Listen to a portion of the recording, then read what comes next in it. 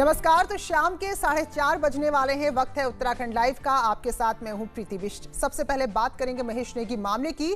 तो यौन शोषण और ब्लैकमेलिंग मामले में शुक्रवार को पुलिस ने ब्लैकमेलिंग मामले में आरोपी महिला और महिला के मां के बयान दर्ज किए हैं। तो 13 अगस्त को विधायक की पत्नी ने महिला समेत 4 लोगों पर 5 करोड़ की यहां पर ब्लैकमेलिंग करके पैसे मांगने का आरोप लगाया था। विधायक की छवि को धूमिल करने का आरोप लगाया था, जिसमें महिला समेत महिला की भाभी, महिला की मां, महिला के पति को आरोपी बनाया गया था। तो पुलिस ने महिला की भाभी और मां के बयान दर्ज कर लिए हैं। अब बताया जा रहा है कि शनिवार को यानी कि कल महिला का पति देहरादून अपने बयान दर्ज कराने के लिए आ सकता है।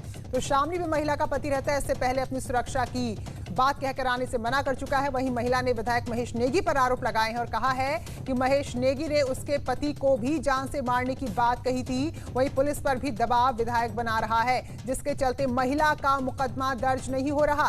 साथ ही महिला को महेश नेगी द्वारा कोर्ट से नोटिस भी मिला है, जिस महिला द्वारा महेश नेगी की छवि धूमिल करने की बात कही गई है। वही मामला हाई प्रोफाइल है। तो फिलहाल पुलिस भी फूंक फूंक कर कदम रख रही है।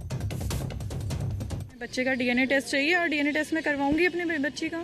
और इतना तो उन्हें भी पता होना चाहिए इस चीज़ के लिए, वो 100% श्योर है कि बेटी मेरी ही है, इसीलिए वो डीएनए टेस्ट से पीछे हट रहे हैं। उन्हें पता है बेटी मेरी है। जब उन्होंने मुझे मेरे हस्बैंड के साथ भेजा था तो उस टाइम भी उन्हें मुझे यही बोला था। मैंने जो कॉम्प्रोमाइज़ किया वो भी उनकी सहमति से ही किया। उन्होंने ही मुझे बोला था, प्रेशर डाला था मेरे ऊपर कि तुम जाओ वहाँ पे और अपने हस्बैंड को बोलना कि बेटी तुम्हारी है। और डीएनए टेस्ट कोई नहीं कराएगा। मेरे हस्बैंड बस एक दिन के लिए मेरे पास आए हुए थे 6 सितंबर को, तो उसमें उन्होंने ये बोला था कि डीएनए टेस्ट कोई नहीं करवाता और तुम्हारे हस्बैंड नहीं करवाएंगे, तुम जाना वहाँ पे। लेकिन मेरे हस्बैंड ने डीएनए टेस्ट करवाया। मैं उन्हें कैसे मना करती जब उन्हें डाउट था बच्चे को लेके। तो करवाया डीएनए टेस्ट और वो तो हमेशा धमकियाँ देते थे कि मैं उन्हें मार दूंगा, गोली से मार दूंगा मेरे हस्बैंड को। अब भी ये बोलते थे कि नॉमिनी में नाम लिखवा, उसके बाद तू डिवोर्स ले लेना और मैं उसे ख़त्म कर दूंगा, तो अपना आराम से रहना। जो इसमें जो मूल एप्लीकेशन थी FIR, उसमें जो है 4 लोगों के नाम थे। तो उसमें से 3 नाम जो है हम लोग 3 लोगों के बयान ले चुके हैं, एक अभी शेष है। उसके अतिरिक्त वादी पक्ष के भी बयान लिए हैं। उसके अलावा जो एप्लीकेशन महिला की तरफ से थी उसे भी सम्मिलित कर लिया गया।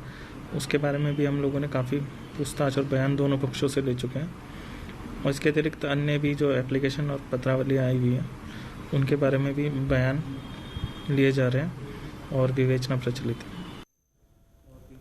सत्येंद्र बर्थवाल हमारे साथ फोन लाइन पर जुड़े हैं। तो सत्येंद्र, बताइए जरा आज क्या कुछ डेवलपमेंट हुआ है। तो मैं आपको बता दूं, क्योंकि ये मामला हाई प्रोफाइल है, विधायक से जुड़ा ये मामला है, जिसमें विधायक की पत्नी ने जो ब्लैकमेलिंग के मामले में 4 लोगों के खिलाफ मुकदमा दर्ज कराया था, जिसको लेकर आज पुलिस ने महिला की मां से पूछताछ की है और करीब 1.5 घंटे ये पूछताछ चली है, जिसमें कई तथ्य सामने भी आए हैं। पुलिस को लगातार छानबीन पूरे मामले की कर रही है, क्योंकि हाई प्रोफाइल मामला है। और अब ये भी बताया जा रहा है क्योंकि जो महिला का पति है वो कल यानी कि शनिवार को अपने बयान दर्ज कराने देहरादून पहुंच सकते हैं। और अभी तक जब कल वो बयान दर्ज करने पहुंचेंगे, उसके बाद पुलिस का ये कहना है कि सभी के जब बयान दर्ज हो जाएंगे उसके बाद फिर वो आगे जो कई पहलू जो दिख रहे हैं उन पे भी अब जांच करेगी। जी चलिए, बहुत बहुत धन्यवाद सत्येंद्र आपका जानकारी के लिए। और उधम सिंह नगर से बड़ी खबर आ रही है, बहुत ही बड़ी खबर है, जहां 4 कंकाल एक घर के अंदर से मिले हैं। तो ऐसे में शक है कि 4 लोगों के शव घर के अंदर दफनाए गए थे। रुद्रपुर ट्रांजिट कैंप के राजा कॉलोनी की घटना है। पुलिस अब घर की खुदाई कर रही है। दामाद पर यह शक है कि उसने अपने सास, ससुर और 2 सालियों की हत्या की है।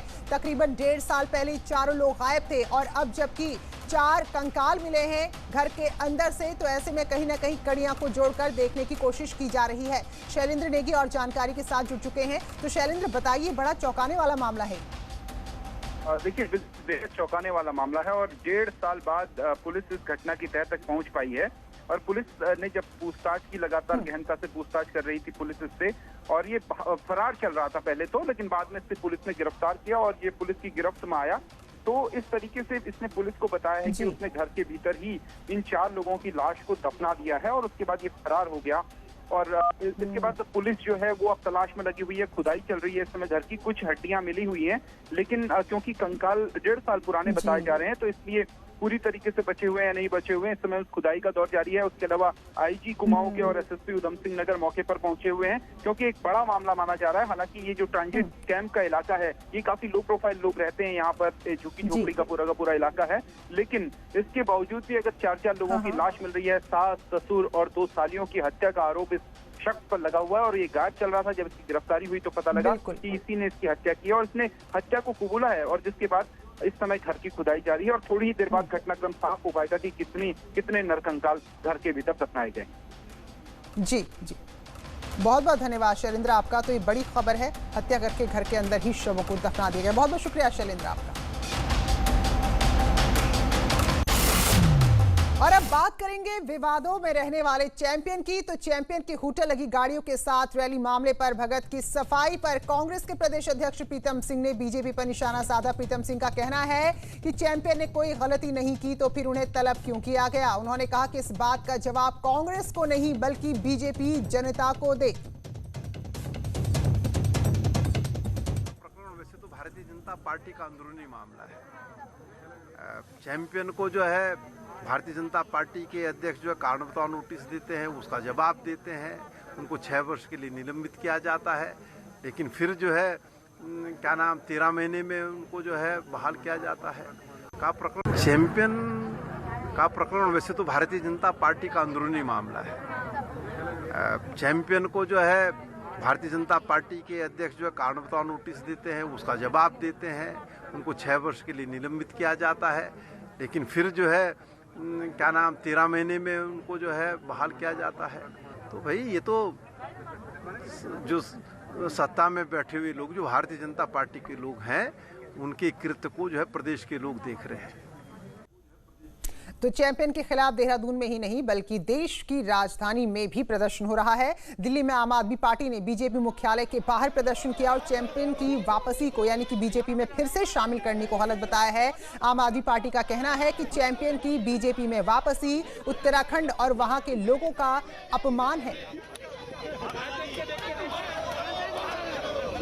दरअसल आम आदमी पार्टी भी इस बार विधानसभा की सभी सीटों पर चुनाव लड़ रही है। तो ऐसे में उत्तराखंड में जो कुछ भी हो रहा है उसका असर, उसका प्रभाव दिल्ली में भी नजर आ रहा है। तो चैंपियन की पार्टी में वापसी के खिलाफ आम आदमी पार्टी ने आज दिल्ली में बीजेपी कार्यालय के बाहर प्रदर्शन किया है। उसका कहना है कि ऐसे शख्स को पार्टी में लेना जिसने राज्य का अपमान किया था पूरी तरीके से गलत है।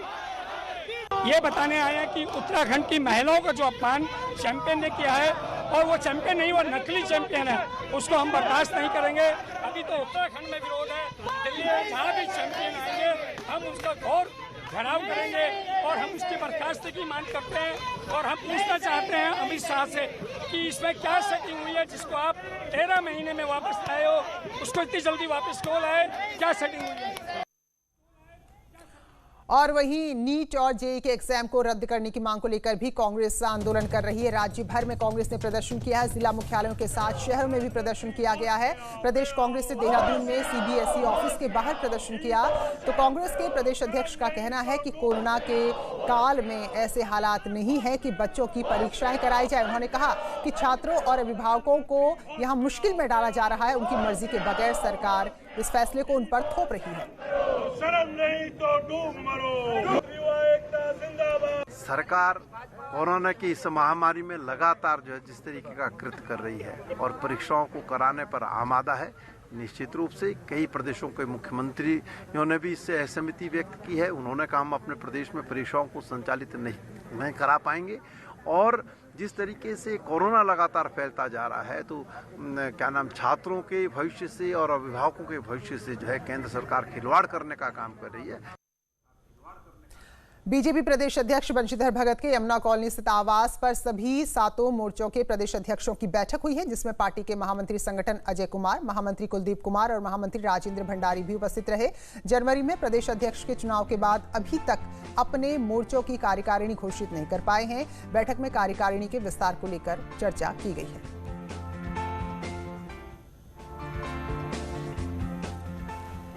23 से 25 सितंबर तक विधानसभा का मॉनसून सत्र होना है। तैयारियां तेज हो गई है, लेकिन इस बार सदन में कुछ बदला आपको नजर आएगा। तो बताया जा रहा है कि सत्र से पहले सभी सदस्यों को रैपिड टेस्ट से गुजरना होगा। वहीं उम्र दराज सदस्यों के लिए वीडियो कॉन्फ्रेंसिंग की सुविधा रखी गई है, यानी कि वो खुद सदन में नहीं आएंगे बल्कि वीडियो कॉन्फ्रेंसिंग के जरिए सदन की कार्यवाही का हिस्सा बनेंगे। तो उत्तराखंड के विधानसभा में कई नेता हैं जो 60 की उम्र को पार कर चुके हैं। इसमें इंदिरा हृदयेश हैं जो 79 साल की हो चुकी हैं, हरबंश कपूर हैं, दीवान सिंह बिष्ट हैं, यशपाल आर्या, बिशन सिंह जुफाल, गोविंद सिंह कुंजवाल। तो ये बड़े नेता हैं, राज्य के बड़े राजनेता हैं जो 60 की उम्र को पार कर चुके हैं। तो ऐसे में हो सकता है कि ये वीडियो कॉन्फ्रेंसिंग के जरिए ही अपने अपने घरों से या जहां भी वो बैठे वहां से सदन में जुड़े रहें। 65 साल के ऊपर के लोग जो माननीय विधायक हैं उनसे आग्रह किया जाए कि वो ऑनलाइन जुड़ें, क्योंकि जैसा आपने कहा कि संक्रमण का ज़्यादा जो सीधा नुकसान यदि हो रहा है तो आज या तो बच्चों को है या बुजुर्गों को। तो हमारे यहाँ है 65 साल से उम्र से ऊपर, तो विचार कर रहे हैं। उधर चमोली में एसएसबी के 50 जवान कोरोना संक्रमित आए हैं। यहां ग्वालदम ट्रेनिंग सेंटर में 25 जवानों की रिपोर्ट पॉजिटिव आ गई है। स्वास्थ्य विभाग के मुताबिक इनकी रैंडम सैंपलिंग हुई थी, जिसके बाद 50 जवानों में कोरोना की पुष्टि हो गई है। तो अब प्रभावित जवानों को कोविड केयर सेंटर रेफर किया जा रहा है।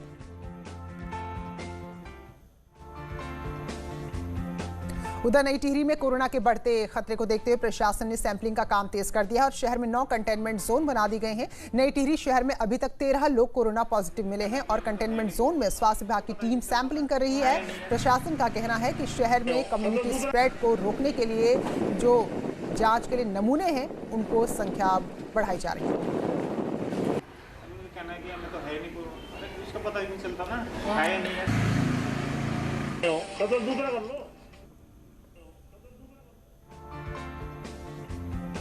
वहीं चमोली के नंदप्रयाग में मलबा आने से एक बार फिर बद्रीनाथ हाईवे बंद हो गया है और सड़क पर पहाड़ी का एक बहुत बड़ा हिस्सा आ गया है, जिसकी वजह से सड़क खोलने में खासी दिक्कत हो रही है। तस्वीरें नंदप्रयाग के पास पुरसाड़ी की हैं। जबरदस्त भूस्खलन हुआ है, देखिए जरा। पहाड़ी का एक बहुत बड़ा हिस्सा हाईवे पर आ गया और इससे हाईवे बंद है। कोशिश लगातार सड़क को खोलने की हो रही है, लेकिन मलबा भी लगातार गिर रहा है, जिससे काम में बाधा उत्पन्न हो रही है।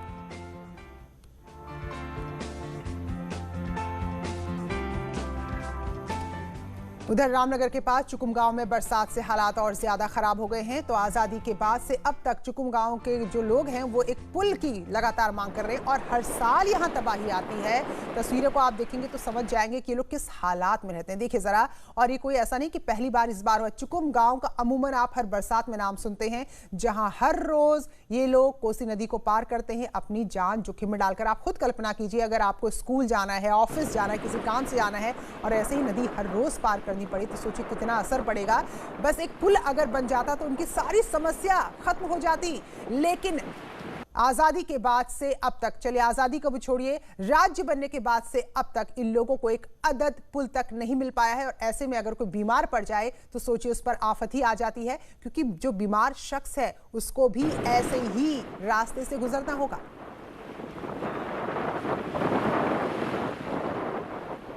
गले से ऊपर पानी में जाना पड़ता है।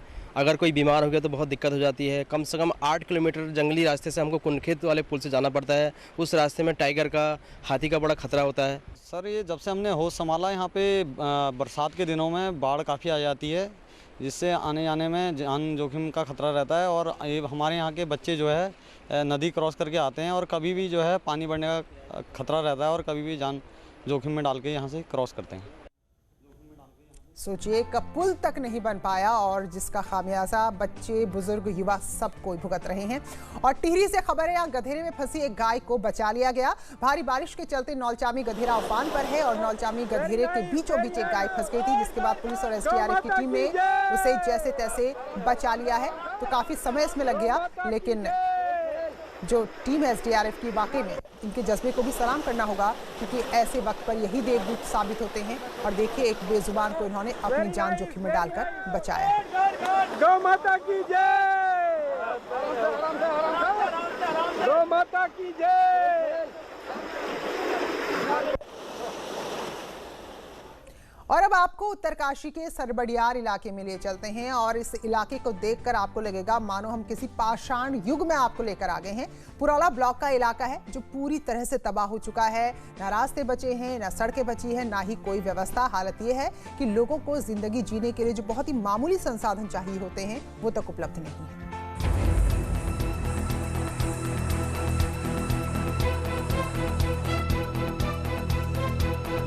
पहाड़ जिंदगी का सच उत्तरकाशी में पुरोला ब्लॉक के सरबडियार क्षेत्र में साफ नजर आ रहा है। सुदूरवर्ती इस इलाके में न कोई कनेक्टिविटी है और न ही सड़क। हालत तो इतनी खराब है कि यहाँ पैदल रास्ता भी नहीं है। आप देख सकते हैं कैसे जान जोखिम में डालकर फिसलन भरी ढलान पर लोग आने जाने को मजबूर हैं, और वो भी सिर्फ अपनी जरूरत का सामान लाने के लिए। बरसात के सीजन में उफनते हुए नाले ग्रामीणों की समस्या को कई गुना बढ़ा रहे हैं। पुराला ब्लॉक मुख्यालय तक 25 किलोमीटर का सफर पैदल तय करना है तो बड़कोट बाजार के लिए 10 किलोमीटर का खतरनाक रास्ता तय करना है। कई बार मरीज रास्ते में ही दम तोड़ देते हैं। यहाँ के 8 गांव लंबे समय से विस्थापन की मांग कर रहे हैं, लेकिन अब तो वो अपनी जिंदगी के लिए एक आदत रास्ता तक मांगने लगे हैं। शासन प्रशासन से मेरा यही निवेदन है कि यहाँ बड़ियार क्षेत्र के जो 3 गाँव है, पौंटी, गौल, छानिका, यहाँ के जो आने जाने के जो संपर्क मार्ग थे, पुलिया, रास्ते वो एकदम कट गए हैं। यहाँ पर अभी भी लोगों के लिए बहुत ज़्यादा खतरा बन रखा है। यहाँ पर कोई भी यहाँ पर सरकारी कर्मचारी आने को तैयार नहीं है। जैसे हमारे जिलाधिकारी महोदय से निवेदन है या मुख्यमंत्री त्रिवेंद्र सिंह रावत से हमारे निवेदन है कि हमारे रास्ते छोड़ दिए जाएँ। हमारा विस्थापन जब हो तब हो, उसको शासन प्रशासन की देन है। जैसा हम कर सकें वैसा होगा, जैसे आप लोगों की होगी। हम लोग अभी आदिमानों में जी रहे हैं। इलाके के पुरुष तो किसी तरह बाजार पहुंच भी जाएं, लेकिन महिलाओं के लिए समस्याएं और भी खतरनाक हैं। तस्वीरें आपके सामने हैं। अब ऐसा भी नहीं है कि इलाके की जानकारी नेता और अधिकारियों को नहीं है। इलाके का कई बार सर्वे तक हो चुका है, लेकिन मदद फाइलों से आगे बढ़ ही नहीं पाई। अब जल्दी सरबडियार के लिए कुछ नहीं हुआ तो इलाका न सिर्फ प्रदेश बल्कि देश से भी पूरी तरह कट जाएगा। जगमोहन सिंह चौहान, न्यूज़ 18 उत्तरकाशी। कुंभ से पहले संत समाज अपनी व्यवस्थाओं को दुरुस्त करने में जुटा है। सदियों से चली आ रही परंपरा भी अब 21वीं सदी के आते आते बदलने लगी है। अखाड़ा परिषद ने निर्णय लिया है कि ब्रह्मलीन संतों को अब गंगा में जल समाधि नहीं दी जाएगी। इसके लिए उत्तर प्रदेश के मुख्यमंत्री योगी आदित्यनाथ ने प्रयागराज में जमीन दी है। अब उत्तराखंड में भी जमीन के चयन का काम चल रहा है, जहां ब्रह्मलीन संतों को भू समाधि दी जा सकेगी। इसके लिए हम लोगों ने मांग की है और उत्तर प्रदेश सरकार के योगी आदित्यनाथ जी जमीन दी है, प्रयागराज में है, लेकिन यहाँ भी उत्तराखंड में भी माननीय जी ने मान लिया है और बहुत जल्दी 4-5 जगह हम लोग दिखाया गया है। एक जगह होगी चिन्हित, वहाँ पे भू समाधि दी जाएगी। अब गंगा जी में कोई भी हमारे जो ब्रह्मलीन संत महात्मा हैं उनको समाधि नहीं दी जाएगी। टनकपुर में श्रम विभाग के रजिस्टर्ड मजदूरों को राशन बांटने के दौरान भीड़ उमड़ गई। श्रमिक राशन के लिए कोरोना काल के नियमों को भूल गए। जाहिर सी बात है, भूख सबसे बड़ी होती है। बगैर सोशल डिस्टेंसिंग के राशन को लेकर एक दूसरे में होड़ मच गई। वहीं श्रम विभाग के अधिकारी भी इस भीड़ को समझ नहीं पाए। हालांकि व्यवस्था पहले से करनी थी। राशन वितरण क्षेत्र में बनाए गए जो गोल घेरे थे, फिलहाल वो कहीं भी इस भीड़ में नजर नहीं आए। क्योंकि हमारे ऑफिस में लाभ संबंधी योजनाएं चलाई जाती हैं तो लोगों को हम मना करते हैं और उसमें काफी बाहर उसमें गोले भी बना रखे हैं, लेकिन उसमें लोग खड़े नहीं हो रहे हैं। खोह नदी के तट पर बने डंपिंग यार्ड को हटाने का मामले में एनजीटी के आदेश के बावजूद निगम की मुश्किलें यहां पर बढ़ रही, लेकिन वो अपनी हरकतों से बाज नहीं आ रहा। एनजीटी की ओर से डंपिंग यार्ड शिफ्ट करने के लिए निगम को जो समय दिया गया था वो खत्म हो गया है, लेकिन देखिए जरा, निगम अभी तक जमीन ही नहीं ढूंढ पाया है। हालांकि निगम की ओर से वन विभाग ने से भूमि मांगी गई है, लेकिन वन विभाग के पास जब भी प्रस्ताव जाता है वो रिजेक्ट हो जाता है। तो ऐसे में इसी तरह कूड़ा लोगों के लिए मुसीबत बना हुआ है। ये राज्य सरकार का काम है, उन्होंने अभी तक ज़मीन उपलब्ध नहीं कराई। हमने फॉरेस्ट विभाग में भी कई पत्र भेजे और मंत्री जी से भी मिले और मुख्यमंत्री जी से भी मुलाकात करके आए। पूरे पत्र भेजे हैं, उनसे वार्तालाप हुई है। टिहरी में होटल और रेस्टोरेंट मालिकों ने लॉकडाउन के दौरान पानी के बिलों को लेकर प्रशासन से कहा है कि उनके बिलों को माफ किया जाए। होटल और रेस्टोरेंट मालिकों का कहना है कि लॉकडाउन में जब होटल या फिर रेस्टोरेंट बंद थे, वहां कोई काम ही नहीं हुआ, पानी का उपयोग ही नहीं हुआ, तो बिल कैसा। लेकिन जल संस्थान ने 5 से 10 हजार तक का बिल थमा दिया है, जिससे ये लोग परेशान हैं।